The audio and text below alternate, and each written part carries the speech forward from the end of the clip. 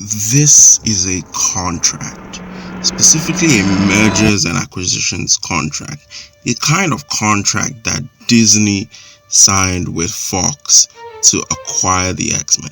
It's roughly 300 pages and dry as hell. There is no narrative, no characters, no story, just more money than you or I will probably ever see moving from billion-dollar conglomerate A to billion-dollar conglomerate B.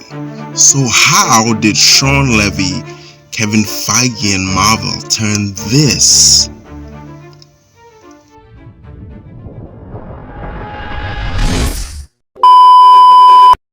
into this? You know what? You're a fucking joke. No wonder the Avengers didn't take you, or the X-Men, and they'll take fucking anyone. I mean, you are a ridiculous, immature, half-wit moron. I have never met a sadder, more attention-starved, jabbering little prick in my entire life, and that says a lot, because I've been alive for more than 200 fucking years.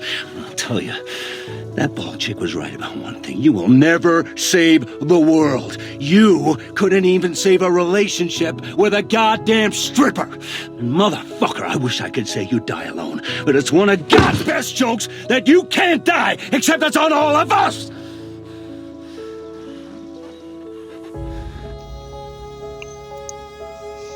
I, just like you, watched Deadpool and Wolverine and thought, this is a good time. But upon closer look, this film is doing things under the surface. Some simple, some not so simple, that made something that shouldn't have worked into one of the brighter spots of Phase 5. But first, let's rewind. Yes, I'm doing the cliche video essay thing, and in Deadpool fashion, I'm going to snarkily comment on it as well. Here's some digital jangling keys for the deteriorated attention span. Ready? Okay, let's go. So, from the 1980s, alright, just kidding, I won't put you through that. For decades, film operated within established conventions. Characters existed in their world, unaware of the audience or their status as pieces of media. Then came the wave of innovative filmmakers who challenged these norms. What should a film look like? What should a film sound like? Why can't characters in a movie know they're in a movie? People like Goddard, Fellini, Lynch, Tarantino asking this question. Today, this self-awareness has evolved into what we call metatextualities. Characters aware of the fact that they are pieces of media, that they are in stories, and stories that are about stories. You've probably seen it mostly in adult comedies like Family Guy or Rick and Morty.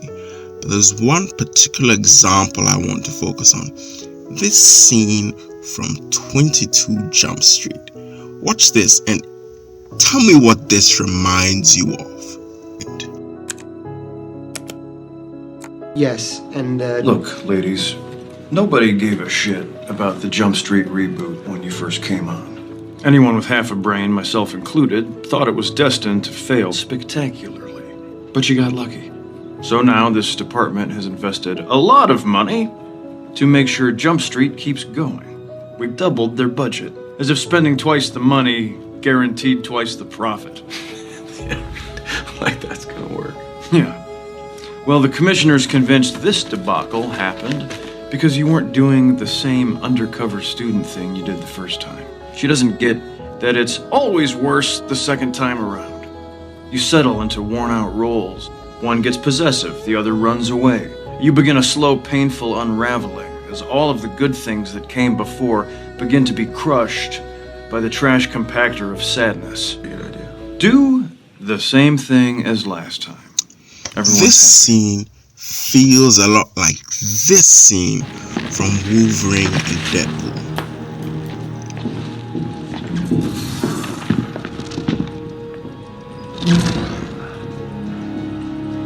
You're gonna Old Yeller my fucking universe? In your parlance, yes. 2 in the heart, 1 in the head. Look, Mr. Wilson, you have 2 choices. You can either rejoin your loved ones and collectively cease to exist in, I'd say, 72 hours, or you join the sacred timeline and you end your days of insignificance and mediocrity. Wade, you can finally matter. What is happening here when the characters are making it known that they are aware of the audience expectations for the medium? What does it do? That brings me to my first lesson for writers. 1, disarm your audience, giving you the opportunity to surprise them.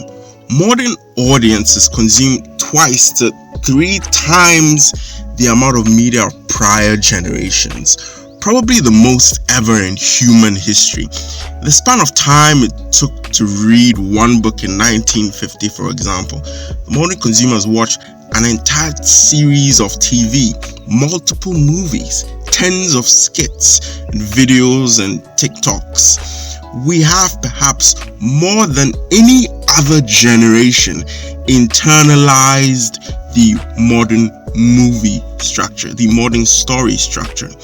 We intuitively know when Act 1 has ended, where the all is lost moment is, when the second act and third act break starts. We are not often surprised, which is part of why people will leave their house to go sit in a theater for even competently made middle of the road movies, right? It is either spectacle or bust. We are media saturated.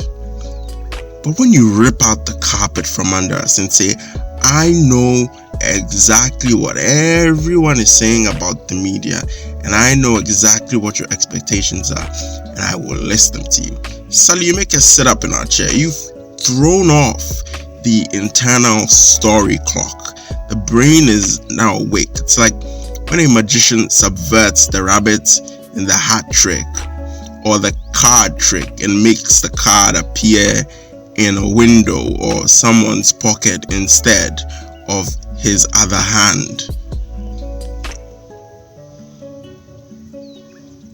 Now bets are off. I suddenly don't know where it's going to go, because you've signaled to me you knew exactly where I was thinking it was going to go. By acknowledging audience expectations, you signal to them that you understand them. Even if you ultimately deliver what was expected, the acknowledgement itself adds value. A sort of love letter from creator to fan, that we are kindred spirits. At this point, it doesn't even matter if you do end up delivering exactly what was signaled, as Deadpool makes fun of the multiverse CGI filled romp and sort of funnels into that exact same ending.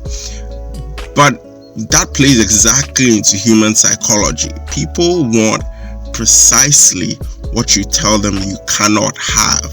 That is for the same reason why you have tons of Malfoy Hermione ships and Reylo ships and Zutara ships. Once you signal to an audience that they might not get the ice cream cake, now they want the ice cream cake even more, even if they've had the cake 1,000 times before. That brings me to my second lesson, which is to signal your promises. Writer Brandon Sanderson is popular for his theory of promises and payoffs, that the bandwidth an audience will give you to cook and do setup is directly proportional to the promises you're making them in Act 1, right? You can make an audience sit through a story about a regular guy doing regular things, or make an audience sit through an extraordinary person doing regular things. It all depends on the promises you are signposting at the beginning. In Deadpool and Wolverine, we are shown Wade at the beginning being rejected by the Avengers, and he returns to his dull life. By showing the audience that we can have Wade be a hero, it suddenly makes us desire it.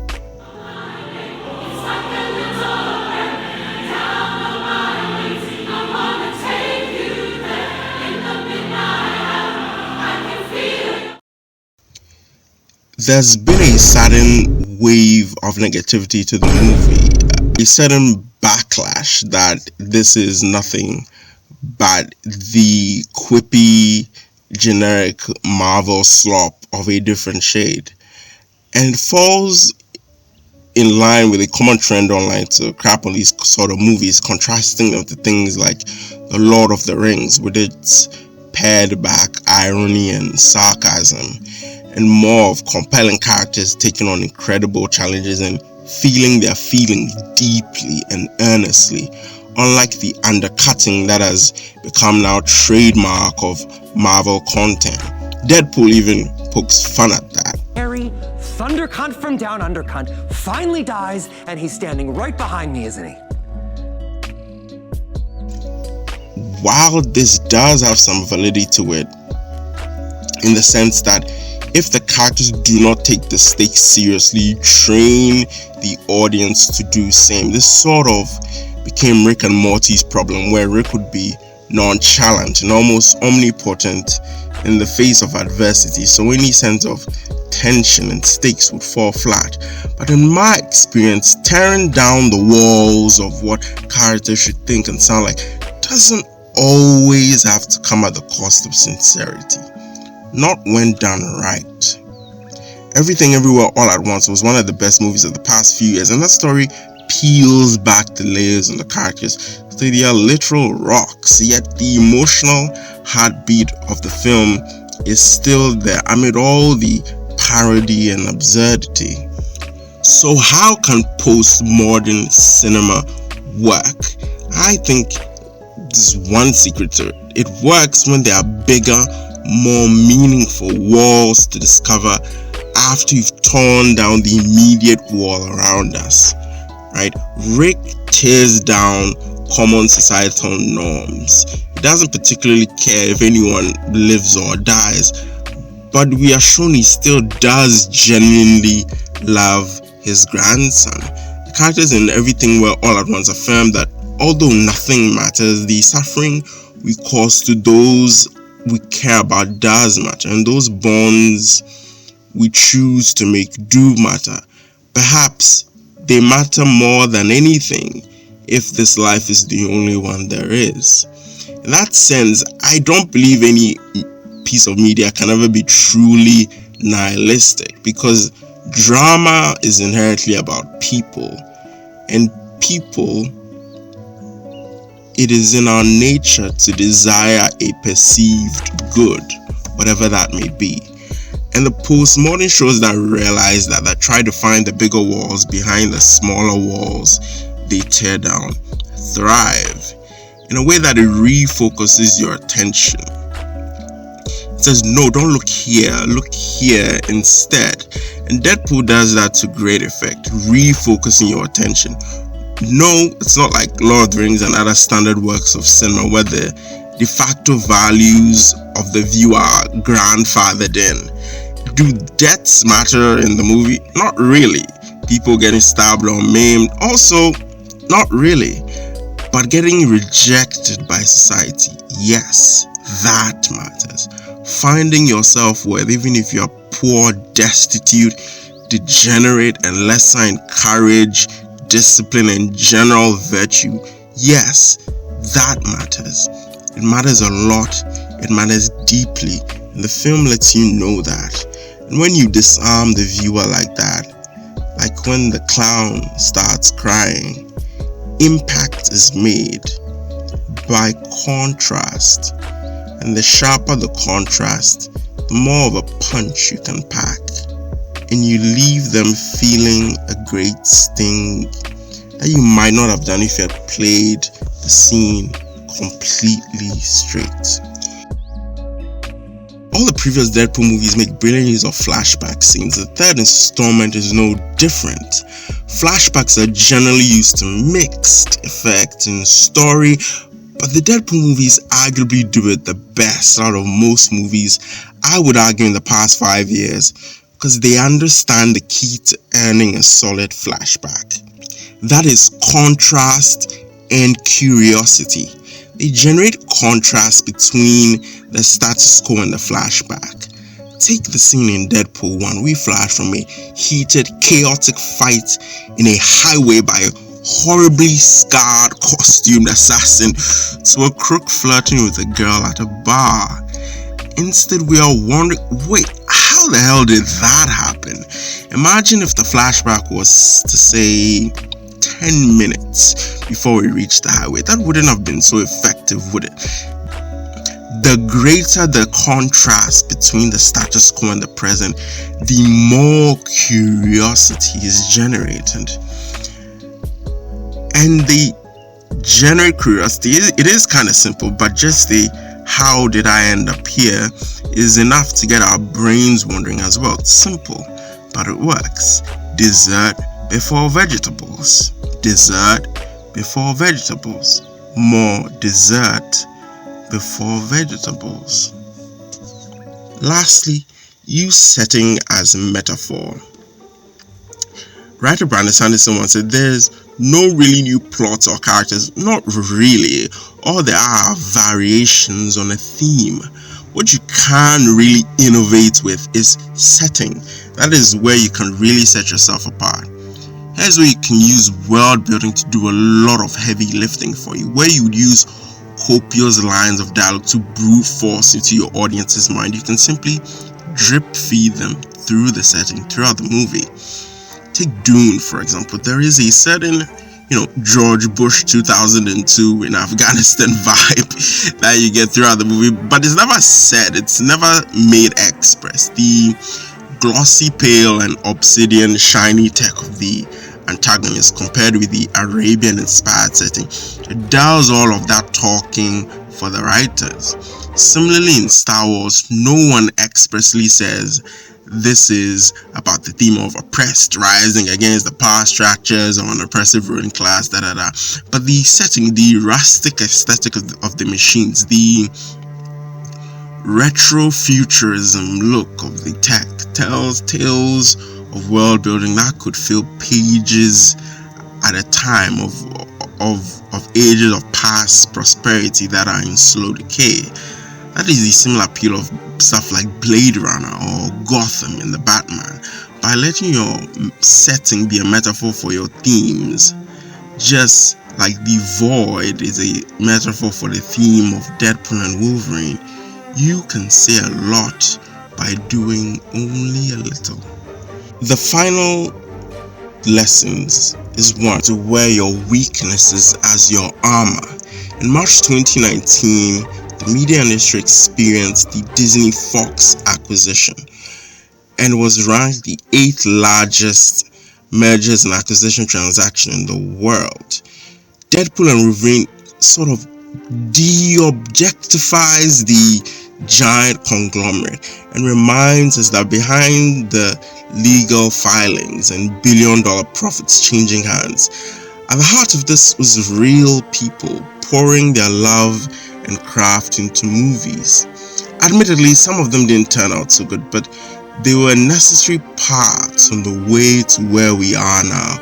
Plus, no one sets out to make an intentionally bad movie. Every movie you see that ends up getting made, it's a miracle in itself, requiring hundreds and thousands of minds to act in concert around a perceived good idea. And sometimes it's worth a reminder of that. The idea that those characters we loved in movies of varying degrees of quality, let's be honest, got a chance to put a closing note on their stories after they were bluntly truncated is nice, and I'm glad I got to see it.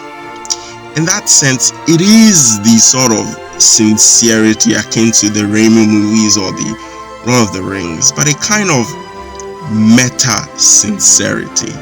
Yes, it is the product of a mega billion-dollar corporation. Yes, it is trying to capitalize off the popularity of Wolverine. Yes, it is full of fan service sequences just to get fans frothing at the mouth. And it's not hiding from that. And for all the people that are into that kind of thing, it's saying, you're welcome. That can certainly be used cynically, but the tone of Deadpool and Wolverine is not arrogantly flippant. It is like Deadpool, a hot mess, desperately trying to hold itself together. And oddly, it kinda works. They know about the stories we tell about the story, wearing the heart on their sleeves. And that is honesty. The resolution of the movie is literally by the power of friendship. Sure, they could have cooked up some science gobbledygook to explain the ending, but in many ways that's not the point. The meta-narrative is focusing our attention. Don't look there, look here. The bond between them, this is what matters.